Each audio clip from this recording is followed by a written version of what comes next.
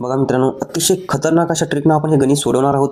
जर तुम्हाला ही ट्रिक आवडली तर पेजला नक्की फॉलो करा. बघा, एका किल्ल्यावर 600 सैनिक असून त्यांना किल्ल्यावरील अन्न 41 दिवस पुरते. 37 दिवसांनी 360 सैनिक निघून गेले तर उर्वरित अन्न किल्ल्यावरील लोकांना किती दिवस पुरेल, असा हा प्रश्न आहे. बघा, आता याला सोडवायचं कसं की एका किल्ल्यावर 600 सैनिक आहेत ना, मग सुरुवातीला काय जसे सैनिक आहेत, जेवढे सैनिक आहेत तेवढे सैनिक घ्यायचे सुरुवातीला. त्यानंतर पुढे प्रश्नात काय दिलं बघायचं, त्यांना किल्ल्यावरील अन्न 41 दिवस पुरते आणि 37 दिवसांनी 360 सैनिक गेले. म्हणजे हे 41 दिवस आणि 37 दिवस दिसतात. दिवसाची करायची वजाबाकी.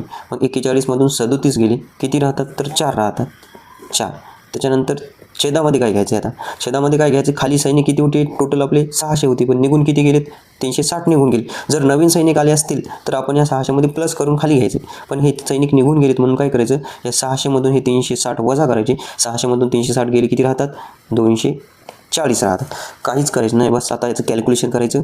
हा शून्य कटला, हा शून्य कटला, 4 1 4, 4 सख 24 आणि हे 6 कटले. मग म्हणजे या ठिकाणी फक्त किती उरले, 0 आणि हा 1, म्हणजेच किती, 10. आणि हेच आहे आपलं फायनल उत्तर.